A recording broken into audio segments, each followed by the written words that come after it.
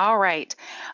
This is our family tree for National General. Most of you are familiar with AHCP. I wanted to kind of go over some details on how we're all associated with National General. National General is our parent company, and in the last 4 to 5 years, they have just expanded tremendously into the health field. They're normally for PNC, but within the recent years, they have made several acquisitions, expanding into that health role and getting things kind of expanded out. So we have National General there as our parent company, National General Accident and Health, which most people are writing short-term medicals with and supplements with. Kind of most people know the NHIC short-term medical, the TIC supplements, those are all under the National General Accident and Health. We have AHCP, which is the broker side of things. Really they came in with VelaPoint under National General about the same time. There were just a couple months, I think, in between. And then just in the last few months, I'd say probably the last 4 months, we've acquired Quoted as well as Health Compare. And then we have HST in there, Healthcare Solutions team. They're also in there. We had acquired them about 3 or 4 years ago, and they've just really expanded tremendously as well. And just recently, I believe April, we actually had an acquisition of acquiring Agent Cubed, the smart CRM. So kind of giving you a little rundown and background on how we're all associated and how we kind of fit in the big scheme of things. Myself, my name is Tammy Stencil. I have been with National General, VelaPoint, AHCP for about 3 years now. I've kind of expanded roles in various different areas. I've worked with AHCP, I've worked with VelaPoint, their sister companies located in the same building location. And I've just kind of keep acquiring various different hats, and I've recently stepped into a Medicare specialist trainer role. So welcome aboard. I look forward to working with everyone. So kind of our agenda, why sell Medicare? What's the big deal about it? When do we start selling Medicare? Your general checklist, your marketing plan, AHIP and carrier certs, carriers and product certs, and then marketing and sales events. So why sell Medicare? Honestly, what's a broker to do to make up for that lost income or lower sales due to the under 65 major medical market being as chaotic as it's been in the recent years? Well, one option is definitely moving into the Medicare sales. You really can't miss out on this opportunity to just jump on board. 69% of Medicare eligibles do not have Medicare Advantage plans. That's 2/3 of eligible senior population. That's huge. The senior population is expected to climb to just tremendously. I think it's like a 69% growth, by 2050. There's 78 million baby boomers that will become eligible over the next 20 years. Seniors do currently make up roughly 14% of the US population, and that's currently, but give it to 2050 and it's going to just be huge. The US, population, according to the Census Bureau, it's going to account for 1/5 of the population by 2060. So that's, insane. And they started kind of tracking things about 2011 and continuing until about 2050, kind of guesstimating and a rough, evaluation there is roughly 10,000 individuals turn 65 every day. It's like, I think one person turns 65 every 8 seconds, I believe is what the stats are on that. Not to mention, why not jump on Medicare? Right now, there's actual commissions being paid. They're excellent commissions being paid. You have, your residuals. You just really can't pass up on an opportunity to just jump in there with it. So kind of going over, a little bit more, give you a general visual idea of what this looks like for the chart of growth. this is a tremendous growth. In 2050, the population age 65 and over is projected to be 83.7 million people, almost double its estimated population of 43.1 million just about 5 years ago. So that's huge growth. Baby boomers are largely, responsible for that increase of older population as they begin to turn, 65, starting about 2011. By about 2050, surviving baby boomers will be over the age of 85. As on, I believe when I was looking up some of these different statistics, the 20th of July, the current estimated population for 65 and under was 50,782,678. That's a huge amount of population out there. It's just absolutely phenomenal, that opportunity to tap into those numbers and be able to see if there's something you can do to help get them set up with some sort of plan. When is open enrollment for Medicare? Well, your annual, enrollment period for Medicare starts in October and it goes through until December. So this is, a great opportunity for you to start your sales early. If you're used to selling that under 65, population for major medical, this will expand your sales year tremendously. And as I said, your residuals are, great. And then also your commissions, it's going to help tremendously. Your first payout usually, when you enroll somebody, is usually the largest chunk, and then it kind of decreases per month. But it's definitely a nice payout in that regard. But definitely you want to start prepping for this, period, for the simple fact there's several things that you have to kind of go through and do to get set up to sell for Medicare enrollment. Just kind of a general look of, action here. You want to create that marketing plan. What is your marketing plan going to be? And then you have to complete AHIP. AHIP is something that is required. For those of you who do sell under 65 major medical, you know that if you want to sell on that, market, you have to go through and you have to complete your certifications. AHIP is another certification that you also have to complete for Medicare. You have to contract with those carriers. If you have not already contracted with those carriers, get that done. Start now before you have all these major call centers or all these, other, individuals sending in their contracts to the carriers. The closer we get to the annual enrollment period for contracting, the longer it's going to take you to get contracted. So get that completed now. And then your carrier certifications. You do have carrier certifications that you do need to complete. For some of those carriers, it is required. For certain carriers, not all carriers require it, but you do have specific carriers that may be in your area that do require it. So you need to make sure you get these things completed as soon as you can. And then definitely give yourself that opportunity to familiarize yourself with those plans and those products, as well as the carrier sites. And then start following up with your pipeline. If you have that book of business and you can go through, maybe you have a CRM that you can pull a report of their date of birth and you can see who's getting ready to graduate into their year 65, or maybe reach out to some of those that that have parents that might be reaching into age 65 and see if they're looking to maybe give you a referral. That would be a fantastic opportunity to do. And stay compliant. Beware of secret shoppers.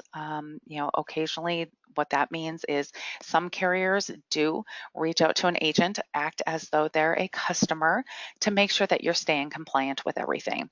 Medicare does have a little bit more compliance to it than your under 65 major medicals. So you want to kind of get started with making your website or landing page. This is one of those things that you would have to familiarize yourself with CMS, which is Center for Medicare and Medicaid Services. With that, a lot of times they do have, as I said, more compliance. There's more regulations. You need to make sure that you're staying within a compliance on that. Not everybody can just go slap something up on their website. So you have to follow through and make sure that the carriers you're working with reach out to CMS and make sure that it's okay that you have those on your website. Familiarize yourself with the carrier websites and quoting tools. Some of the major, some of those, you know, plans out there may not have digital applications. They may have only paper applications. You have to make sure that you know what you have available to you for your tools. And just double check those, you know, back offices, those carrier sites. You're going to have to turn around and, you know, maybe get your clients, you know, to be set up with certain things. And then don't forget to throw something in your email signature tagline. You definitely want to make sure that you're advertising, that you do have that opportunity to sell, you know, to the over 65 market. Make sure that, you know, it's you know, letting them know, hey, know anyone under or over 65, please feel free to refer them to me. Something in that regard, put a tagline in there in that, you know, opportunity. And then contact all existing clients via email or phone, both. Let them know that you're going to be doing health insurance for over 65. As I said, reach out to that book of business that you have. And then contact current centers of influence. You know, that's kind of reaching out to doctors or churches, you know, creating kind of that referral program if they have clients that they'd be willing to maybe work with you on. Definitely have that opportunity. So this is AHIP, what it would look like. This is a requirement for selling Medicare. You do need to go through and do a certification. It is an online course that you can complete. It is America's Health Insurance Plan is what it stands for, AHIP training. It's something that you can go get set up on digitally. There is 5 sections to it that you have to go through and complete. There's a quiz at the end of the sections, and then there's a final quiz that you would need to go through and do. So to get started with AHIP, because this does take a little bit of time, it's not something that you can just go through and, you know, complete in a matter of a half hour. It is something that takes some time to do it. So make sure that you save any PDFs or downloadable material that it may have on there for you. Make sure that you take your time on the tests, that there's no distraction. Write down all answers before choosing. Kind of make sure that you have that opportunity, that you know what you're choosing is what it comes down to. And then make sure that you're taking notes, write it down. Save those. Save the certificate of completion. That is something that will be required that you'll have to send in probably with some of your carrier contracts if you're getting newly appointed. Do not wait until September to get this started, or October. Definitely, you want to get it started now, not later. And then just make sure that you have RSVP for live certifications if available from your carriers. They will be extending out those options for you to partake in that. And for AHIP, it does cost you to get it completed. It is about $175. You can get the rate lowered if you go through some of your insurance companies. United Healthcare and Aetna are 2 companies offering discounts that I'm aware of. There's several others out there that do offer you a discount, and usually you can get that AHIP certification for training for about $125 if you go through their certification portal. And then once you click on the AHIP cert, first to take you to the AHIP, it will take you, or it will have that rate for $125 for you. AHIP Medicare trainings covers the basics of eligibility and benefits, along with the different types of Medicare Advantage and Part D prescription plans. It teaches you the compliance with marketing guidelines as well as proper enrollment procedures. It's part of the course that's involved there. And then also you just want to make sure that you go through the course that also has the detect fraud in there as well. So that is part of it. They do take that very seriously. The elderly over 65 are a little bit more protected with their rules. So you got to make sure that you complete each one of the courses that is offered in that. All right, what you need to know about AHIP is if you're a first timer, you need to register. What's to register? You need to have your NPN, your national producer number, your social security number, your date of birth, your email, basic information pretty much, and then password. You need to make sure that you do have that, and or create one, I should say. And then you have a recertify annually. If you've already completed AHIP in the past, it is something that you have to recertify for each and every year. They make sure that you have that continuous training. It is a shorter version if you pass the course the previous year, so it's not nearly as long. And then, as I said, there is that cost associated with AHIP, and then the different discounts that some of the carriers will offer. That's why, if you go through, you get appointed with those carriers, it gives you that opportunity to get those discounts. So these are things, action plans that you want to take right now with getting contracted and completing your AHIP certification. You do need to know that you only have 3 attempts to pass that quiz at the end, the test at the end. After 3 attempts, you will need to pay again if you cannot pass it in those first 3 attempts. So definitely make sure that you're studying hard, print or save any docs, make sure that you're taking those notes. You want to make sure that you have all those things taken care of. And then you must submit and transmit that certificate to the carriers that you are contracted with for the Medicare lines. There's different methods and for different carriers, most definitely, but it is something that you can either go through and send to the carriers yourself, or if you go through an FMO or IMO, you can see if that's something they'll submit on your behalf. It just depends on who you're contracted with and how. What it looks like, kind of just going through, give you a general idea. As I talked about, you need to make sure that you create a new account if you haven't already completed AHIP in the past, or if you have, then you want to do that username and password. Obviously, if you can't remember what you used the previous year, then you just click on those forgot username and password. Give you kind of a general idea. This is what you have to go through to access your course, what it would look like. You have empty boxes every time that you complete a course for it. There is a little green check mark that does show up. There's a part 1, part 2, part 3, part 4, and part 5. As I said, there's 5 total parts to it. So you want to definitely make sure that you're getting all of those completed. And then there's that final exam once the quizzes are completed on each one of those courses. And there's those green check marks, what it's going to look like when you are completed. So, definitely make sure that everything is completed in that regard. You can go through, review everything if you'd like. And note, once you take that final exam, depending on the state, apply for AHIP will count towards your CE credits. Costs apply and may vary depending on the availability in your state. And then there's that, click on the AHIP Medicare certification link. This is where it's going to take you to get that link, to get that certification. It's something that you will want to save, something you will want to download, and something that you will want to print out for your records. So definitely make sure that you get all that taken care of. So I had briefly mentioned that there are certain carriers that do require carrier and product certifications. So what do you need to do? The carriers tend to notify you via email or marketing blasts, so look for those carrier marketing blasts or emails. A lot of them are online that you can complete, and it is blended, depending on what they require. Each carrier is completely different, but a lot of times they do cover the similar information.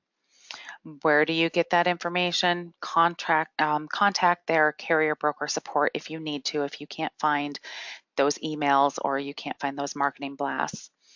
And are carriers the same regarding certifications and AHIPs? Honestly, it varies and it is different depending on the carrier again, but definitely make sure that you're taking that opportunity to go to your carrier portal and follow their instructions for what they have available. Each carrier portal typically will have their own user guide that you can follow along with. examples of carriers, that do require or do have certifications: Aetna, Anthem, Cigna Health Springs, which Cigna Health Springs is now back on the market after 18 months of being off. So they are back in the game. They do have online certifications and modules that became available in July. They do require AHIP certifications as well, and they do offer discounts. HealthSpring does require blended training for new agents, so there is a little bit of difference with HealthSprings in that regard. Humana is an online certification module. It did become available just a couple weeks ago, and AHIP is also required for Humana. I know many, don't sell this or may sell this. Blue Cross Blue Shield of California. California is a different state that a lot of agents either absolutely love selling in or just don't even mess with. They do have their own certification modules available late August, early September. So that is one that you want to, make sure that you're keeping an eye out for. And then United Healthcare. They do have online certification modules that became available in July. And then, make sure that you're following their guidelines and their rules and their modules of how to submit your AHIP if you need to. And just kind of a wrap up, as I said, this is just kind of opening to the series that we're going to do. So this was more about making sure that you get started now with all the things that you need to take care of to really prep for the annual enrollment period. Most of the successful agents do not wait until AHIP. If you wait, until September, October, you're already too far behind. You got to make sure that you take action now. AHIP and carrier certifications do get easier each year that you take them. You get more familiarized with them, not nearly as much as is covered after you've done your first year. Work with your general agency or your IMO if you need further assistance in getting appointed with those carriers. They have a lot of recommendations. They should be able to tell you what carriers are available in the state that you have, as well as the county. Medicare is very county oriented for their plans. So make sure that you work with that general agency and kind of check up with them, see what they have available to help you. And then obviously, best of luck this annual enrollment period. You have a lot of fish out there, that you can go after. Definitely, it's a great opportunity to make some additional money this year. And just kind of opening it up, as I said, this is just kind of a quick little intro. If anybody has any questions, you can definitely send them to training@ahcpsales.com. I definitely have access to that email address that I can go in and I can check for any questions that you might have in regards to Medicare. I may be able to help you out, and if I don't have the answer, I can definitely make sure that I'm finding the answer for you. And thank you for attending. I appreciate everyone's time today. Thank you so much for joining. We do have another training on Thursday morning, 8 a.m. Pacific time, just a kind of another 20-minute to half-hour training to go over more about the getting prepared for marketing for the annual enrollment period when it comes to Medicare.